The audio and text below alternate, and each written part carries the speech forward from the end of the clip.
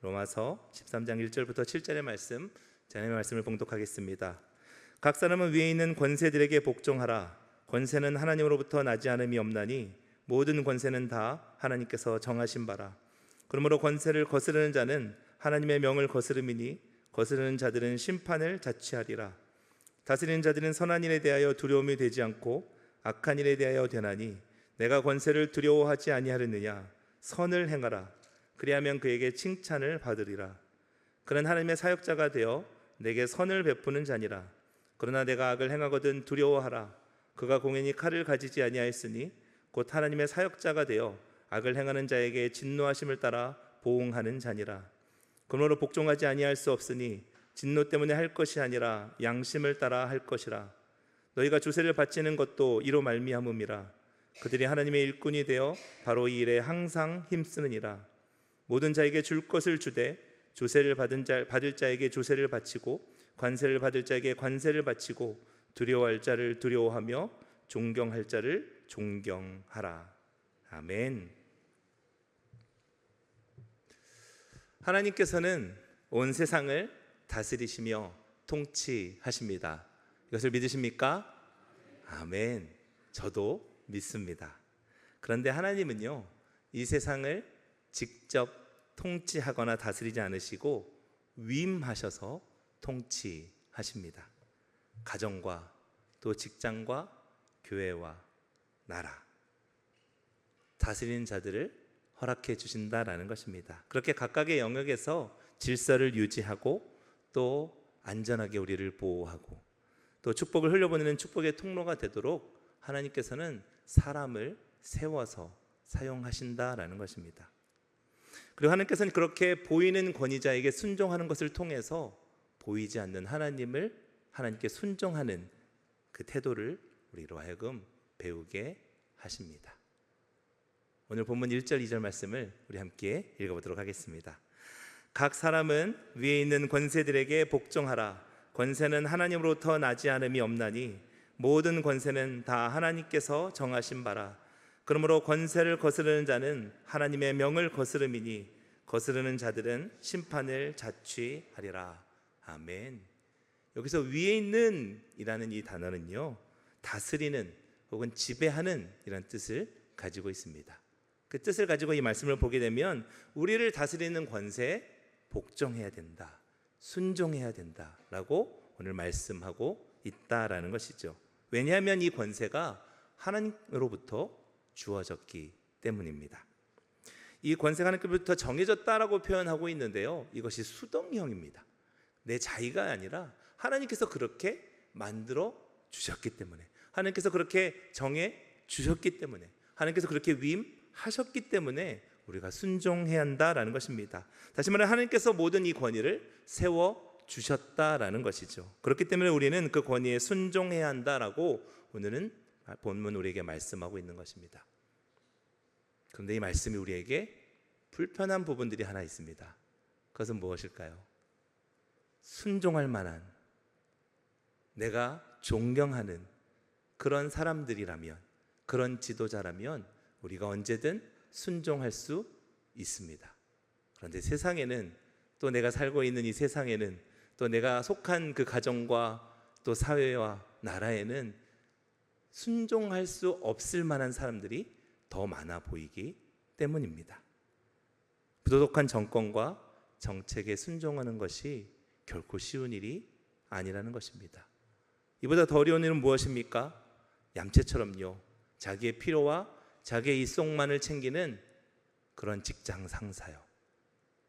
매일 보는 그 직장 상사를 보면서 그 사람에게 순종하는 것이 쉽지 않다라는 것입니다.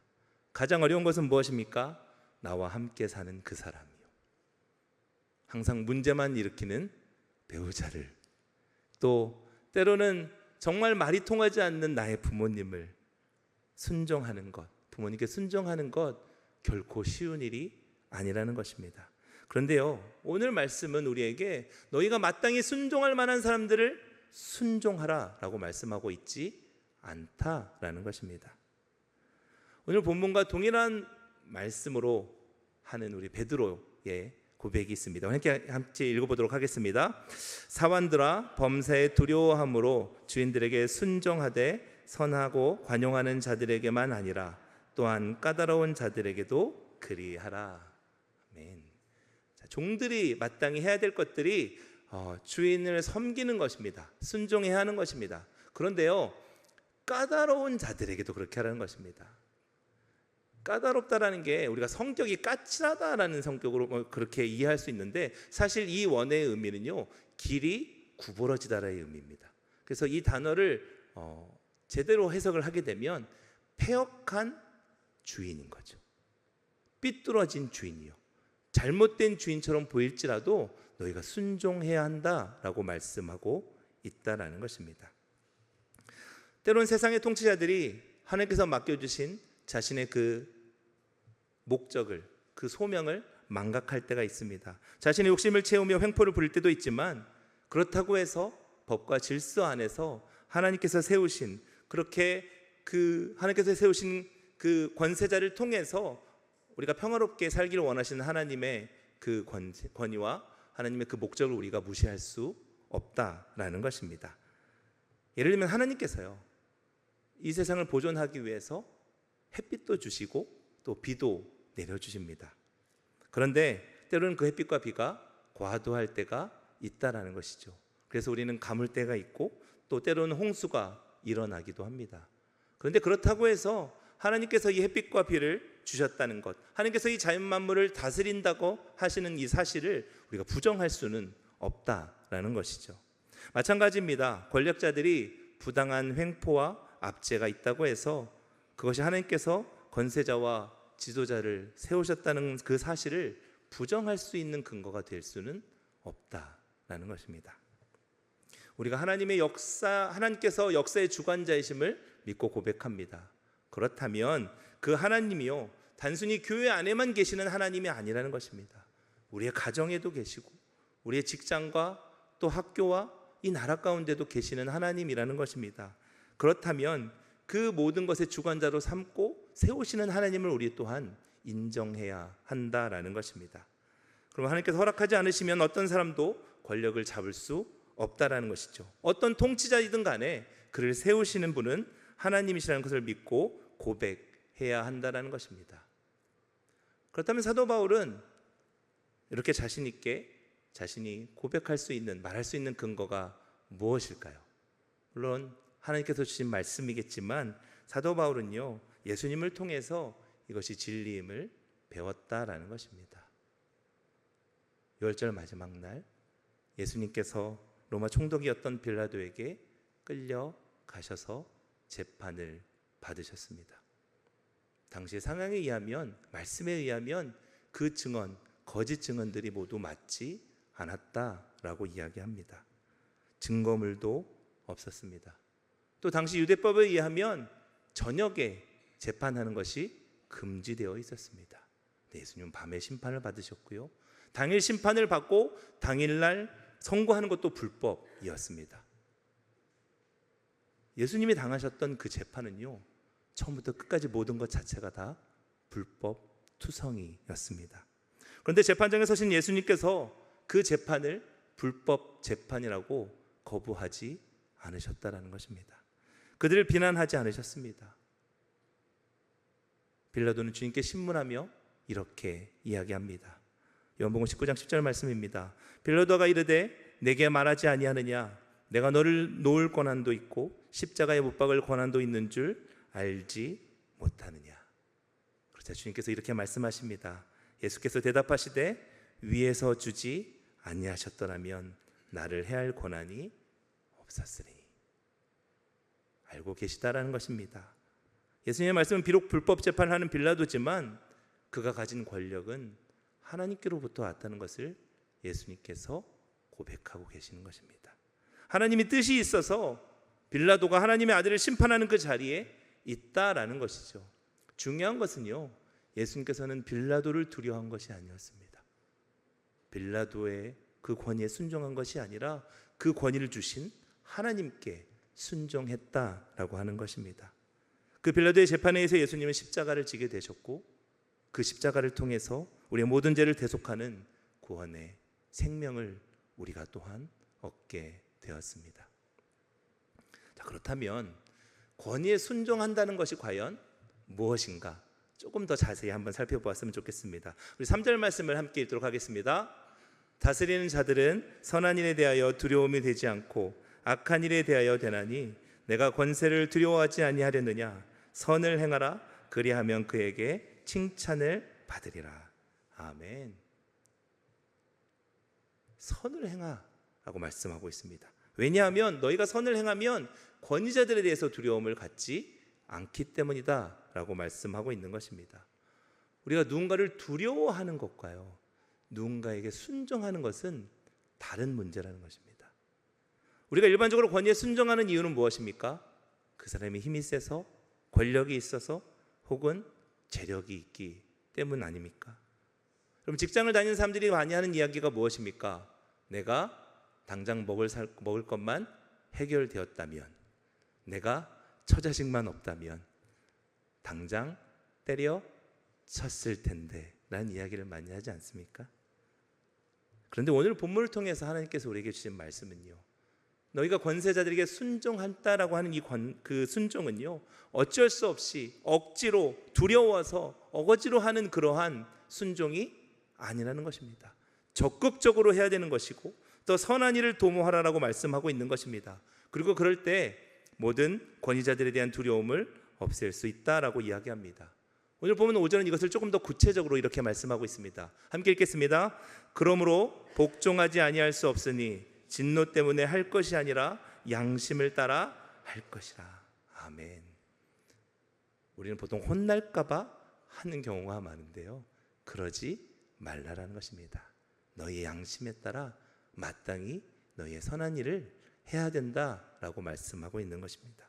자, 그렇다면 우리가 권세자들에게 선한 일을 해야 된다라고 하는데 그 선한 일이라는 과연 무엇이며 권위에 대한 순종은 어디로부터 시작이 되는가? 우리 6절 말씀을 제가 읽도록 하겠습니다.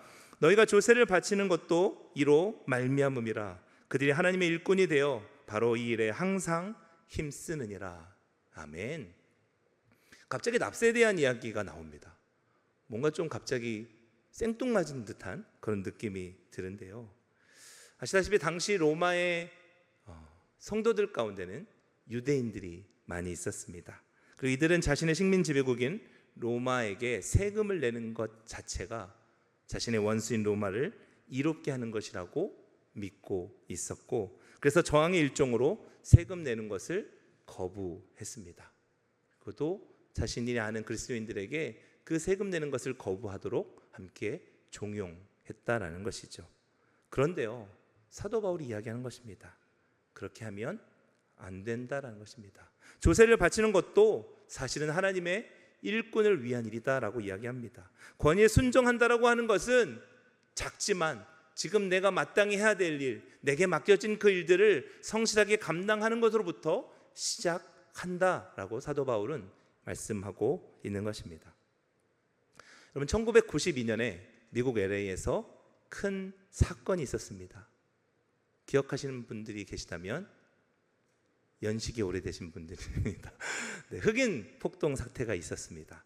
저도 그때 어렸을 적의 일인데 TV로 계속 그 일들이 방영되는 것을 보았고요. 또 저희 친척 중에 한 분이 미국 LA에 살고 계셔서 저희 부모님이 계속해서 그 안전을 위해서 전화하시는 그 장면이 저에게는 기억으로 남아 있습니다.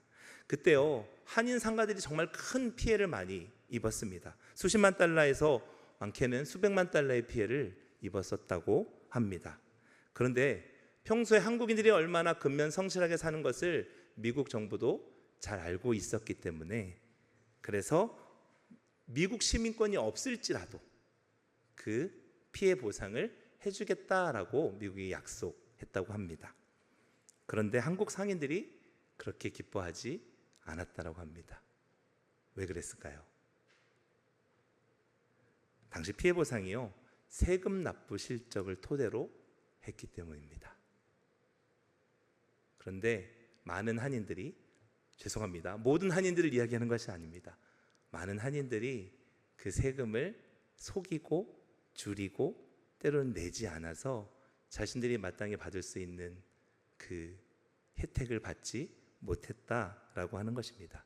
그런 기사를 제가 얼마 전에 읽은 적이 있습니다. 평소 정직하게 세금을 납부했다라고 한다면 아마 자신들은 피해 당한 만큼의 보상을 받을 수 있었을 것입니다. 이 사건에처럼 중요한 것은 정직한 것입니다. 내 삶의 자리에서 마땅히 해야 될 일들을 해내야 됩니다. 그래야만 권위자가 무서울 것이 없고 권위자가 두려울 것이 없다라는 것입니다. 이렇게 한번 생각해 보겠습니다. 모든 길은 로마로 통한다라는 말을 잘 알고 있을 것입니다. 당시 건축과 토목에 있어서는 로마는 타의 추종을 불허하는 나라였습니다. 그리고 그런 나라에 세금을 내게 된다고 하는 것은 그 길들을 넓히는 일에 당연히 사용되었을 것입니다. 얼핏 보면 로마를 위한, 로마의 전쟁을 주도하기 위한 그러한 세금으로 보입니다. 그런데요, 그 로마가 기독교로 개종하게 되었을 때요, 그 모든 길은 예수 그리스도의 복음을 전하는 귀한 통로로 사용되었다라는 것입니다. 물론 그 당시에는 모를 수 있습니다. 중요한 것은 권위에 순종한다라고 하는 것은 마땅히 내게 맡겨진 그 일들을 묵묵히 감당하는 그 일로부터 시작한다라는 것입니다. 내가 나라에 대해서 두려움이 없으려면, 당당하려면 빚지지 않아야 한다라는 것입니다. 이것은 단지 세금만의 문제는 아닌 것입니다. 우리의 삶의 태도도 마찬가지라는 것이죠. 우리가 마땅히 해야 할 일이 있다면 그 일들을 해야 된다라고 오늘 사도 바울은 우리에게 이야기하고 있는 것입니다. 이렇게 말씀을 나눴음에도 불구하고 여러 가지 생각과 의문이 드는 분들이 계실 것 같습니다. 또 마음이 복잡한 분들도 계실 것 같아요. 저도 그렇습니다. 왜 하필 이때 이 본문 말씀을 정해서 제가 이렇게 힘든 시간들을 보내는가 라는 생각을 하게 되었습니다. 우리가 나라의 지도자를 뽑는 일 가운데 있습니다. 여러분 한번 질문해 보고 싶습니다. 여러분들이 원하는 정당에 여러분들이 선호하는 혹은 크리스찬 지도자가 뽑혔다고 해서 정말 이 나라가 건강하고 행복하고 하나님 원하시는 나라가 된 적이 있었습니까? 반대로 질문하면 여러분들은 여러분들의 지도자를 신뢰하고 계십니까? 여러분들이 지금 투표하고자 하는 그 지도자를 신뢰하고 계십니까? 그 권위에 순종하고 계십니까?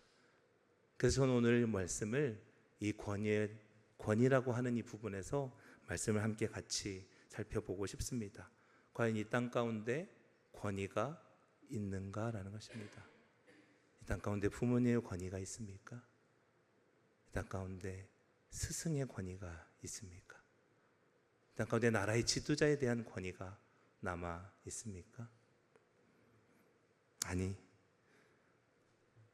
정직한 삶을 살아가려고 부단히도 노력하는 그 사람들에 대한 권위가 남아 있습니까?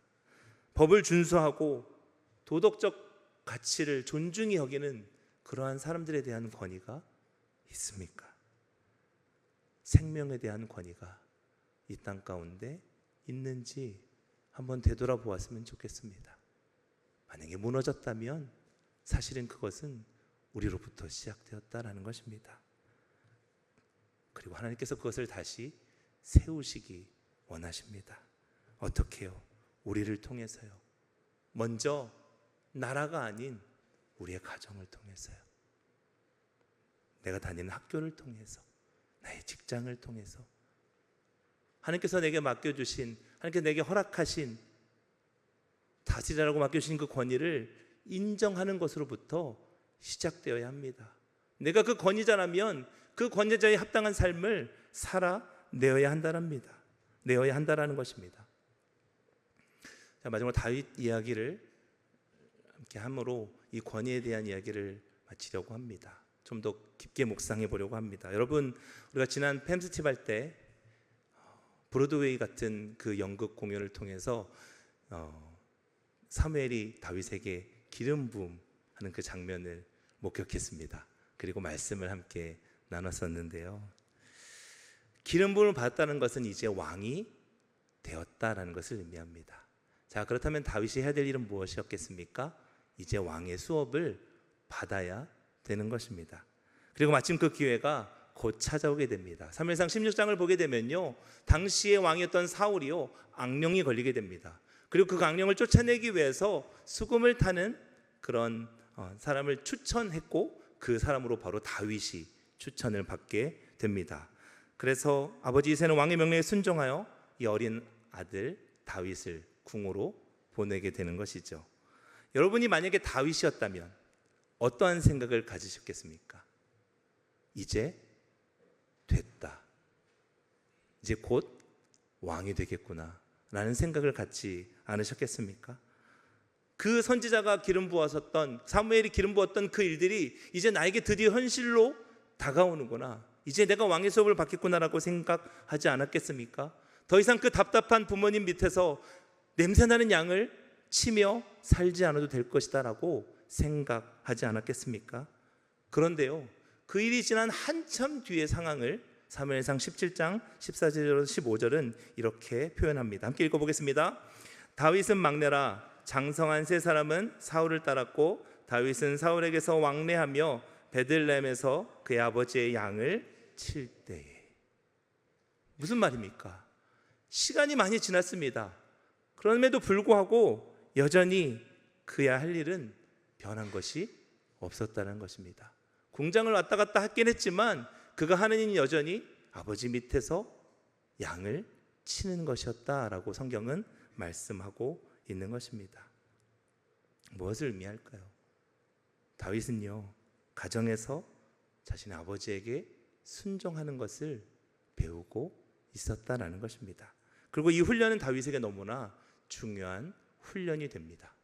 왜냐하면 이후에 다윗이 사울 왕에게 쫓겨 광야로 들어가게 됩니다. 그 상황 가운데 사울 왕을 죽일 수 있는 여러 번의 기회를 마주하게 됩니다. 마치 하나님이 주신 것처럼 너무나 시의적절한 그때 정말 칼만 한번 찌르면 자신이 왕권을 가져올 수 있는 그런 적절한 기회였습니다. 옆에 있는 부하들도 계속해서 자신을 유혹합니다. 이것은 하나님께서 주신 기회입니다. 그럼에도 불구하고 다윗은 그 왕에게 칼을 휘두르지 않았다라는 것입니다. 오늘 여러분 주보 표지에 있는 장면이 사실은 그 장면입니다.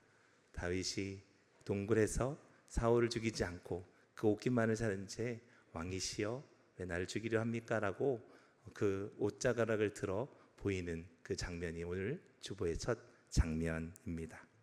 자, 그렇다면 궁금하지 않습니까? 우리라면 이건 하나님의 기회라고 생각했을 텐데 왜 다윗은 사울 왕을 죽이지 않았을까요? 사무엘상 24장 6절은 이렇게 말씀합니다. 함께 읽겠습니다. 자기 사람들에게 이르되 내가 손을 들어 여호와의 기름 부음을 받은 내 주를 치는 것은 여호와께서 금하시는 것이니 그는 여호와의 기름 부음을 받은 자가 됨이니라 하고. 아멘. 다윗은요, 자신뿐만 아니라 사울 왕도 기름 부은 왕이었음을 알고 있었습니다. 그래서 하나님께서 택하신 그 사람이라는 그 사실 때문에 그를 죽이지 않았다라는 것입니다. 그의 권위를 인정했다는 것입니다. 끊임없이 자신을 죽이려고 함에도 불구하고, 자신이 볼 때 자기는 정직하고 자신은 공의로움에도 불구하고, 그럼에도 불구하고 죽이지 않았다라는 것입니다. 그렇게 여러분 쫓겨다니는 다윗의 삶이 행복했을까요? 마음이 평안했겠습니까? 불편했습니다. 힘들었습니다. 그래서 다윗은 그 답답한 세월을 어떻게 견뎌냈는지 이렇게 자신의 고백으로 이야기합니다. 사무엘상 26장 10절 말씀을 함께 다시 읽겠습니다. 다윗이 또 이르되 여호와께서 살아계심을 두고 맹세하노니 여호와께서 그를 치시리니 혹은 죽을 날이 이르거나 혹은 전장에 나가서 망하리라. 다윗에게서 이런 고백이 나왔다는 사실이 놀랍죠. 그만큼 다윗에게 어려움이 있었다는 것입니다. 힘듦이 있었다는 것입니다. 그럼에도 불구하고 하나님이 세우신 그 권위를 인정했다라는 것입니다. 다윗은 모든 심판의 권한을 하나님께 맡겨드립니다. 권세를 주신 하나님께서 그 권세를 다시 거두실 것이라는 그 믿음이 다윗에게 있었기 때문입니다. 그리고 이로 인하여서 하나님께서 다윗을 인정하시고 그의 권위를 하나님께서 인정해 주십니다. 이후에요, 이와 비슷한 사건이 자신에게도 일어납니다. 자신이 나이가 들었을 때요, 사랑하는 아들 압살롬이요, 자신의 무능력함을 탓하며 반역을 일으킵니다. 똑같은 상황입니다. 그런데 하나님께서 그 하나님의 권위를 인정했던 다윗을 세워주십니다. 인정해 주시고 다시 회복해 하시는 것을 우리는 말씀을 통해서 보게 되는 것입니다. 이것이 바로 오늘 말씀을 통해 하나님께서 우리에게 원하시는 권위에 대한 태도라는 것입니다. 오늘 이 시대를 한번 보시기 바랍니다. 그러면 정치, 경제, 교육 어느 것 하나 무너지지 않은 것 없고 갈라지지 않은 것 없는 것처럼 보입니다. 심지어 교회 공동체도 예외는 아닌 것 같습니다. 그런데 하나님께서 오늘 우리에게 말씀하시는 것입니다. 권위에 순종하라. 너희 가정으로부터, 너희 집안으로부터, 너희 학교로부터, 너희 직장으로부터. 그렇게 너희가 권위를 인정하고 하나님의 그 권위를 인정하고 세워가기 시작하면, 그리고 너희가 그 권위자가 되었을 때 그 하나님의 권위를 그 하나님의 뜻대로 행하기 시작하면 하나님께서 세우시겠다는 것입니다. 하나님의 뜻대로 만들어 주시겠다라고 말씀하시는 것입니다. 세상과 똑같은 논리로 네가 그러니까 나도 내 마음대로 하겠다라고 하는 것은 결코 그리스도인의 모습이 아닌 것입니다. 참된 그리스도인의 자세가 아니라는 것입니다. 오히려 내가 그럼에도 불구하고 나는 나의 의무를, 나의 선한 일을 하겠다라고 하는 그 삶의 태도가 하나님이 우리에게 원하시는 태도라는 것입니다.